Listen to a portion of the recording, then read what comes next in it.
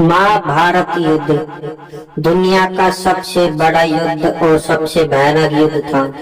कहा जाता है कि इस युद्ध में विश्व के समस्त योद्धा, महायोद्धा और महावीर इसमें भाग लिया था, परंतु महात्मा विदुर ने इस युद्ध में भाग नहीं लिया।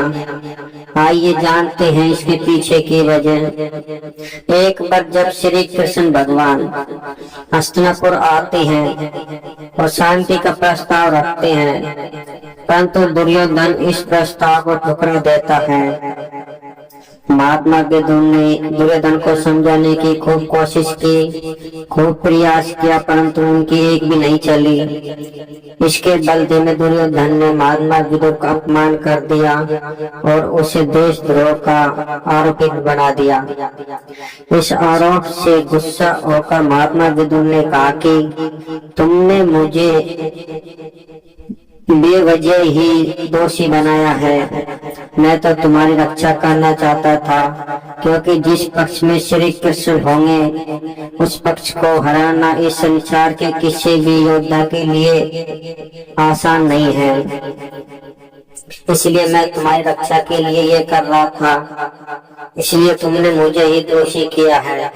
इसलिए मैं भी आज से शपथ लेता हूँ कि मैं भी इस युद्ध में भाग नहीं लूंगा और तुम मेरी शक्तियों का, नीतियों का और मेरे ज्ञान का कोई भी उपयोग नहीं कर सकोगे। इतना कहकर महात्मा विदुर हस्तिनापुर छोड़कर चले जाते हैं। कहा जाता है कि महात्मा विदुर महर्षि व्यास और एक दासी के पुत्र थे। इनमें असीम शक्तियां, ज्ञान और नीतियां थी जो किसी भी युद्ध को आसानी से जिता सकती थी, परंतु महात्मा विदुर ने इनका साथ, दुर्योधन का साथ नहीं दिया और न ही पांडवों का साथ दिया। कहा जाता है कि महात्मा विदुर मृत्यु के देवता यमराज के अंश हैं और उन्हें समझ शक्तियां और अस्त्र शस्त्र का ज्ञान है। यदि वे इस युद्ध में भाग लेते तो इस युद्ध का परिणाम कुछ आज होता, क्योंकि श्री कृष्ण ने भी कहा था कि मैं हस्तिनापुर में सबसे शक्तिशाली मानता हूँ तो वो है महात्मा विदुर, क्योंकि उनके पास नीतियों के साथ साथ दिव्य शक्तियां और अस्त्र शस्त्र थे और प्रत्येक मनुष्य के मृत्यु का ज्ञान भी उन्हें था, क्योंकि वे स्वयं यमराज के अंश थे। इसलिए उन्हें पता था कि ये योद्धा किस प्रकार से मर सकता था, इसलिए वे किसी भी योद्धा को आसानी से मारने में सफल हो सकते थे। इसलिए श्री कृष्ण ने कहा कि सबसे पहले हमें कौरवों से महात्मा विदुर को अलग करना है। यदि महात्मा विदुर इस युद्ध से अलग हो गए तो हम इस महाभारत युद्ध को आसानी से जीत सकते हैं।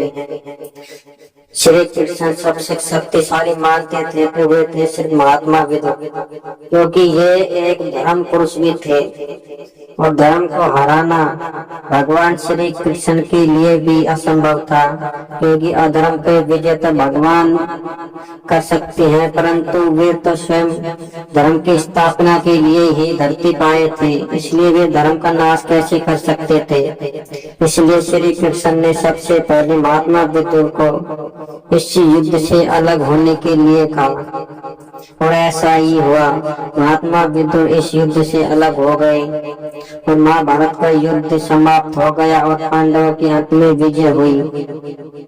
अंत में महात्मा विदुर ने अपने प्राणों की ज्योति धर्मराज युधिष्ठिर के शरीर में प्रवेश करा दी और कहा जाता है कि मेरा समस्त ज्ञान, नीतियां आज से तुम्हारे अंदर प्रकट हो जाएंगी। इतना कहकर महात्मा विदुर का प्राणांत हो गया और उनकी दिव्य ज्योति यमराज के पास चली गई और यमराज में विलीन हो गई। कहा जाता है कि विदुर एक धर्मराज ही थे। यदि आप इस कथा से सहमत हैं तो कथा में अपनी राय अवश्य बताएं और कमेंट में जय श्री कृष्ण लिखना ना भूलें।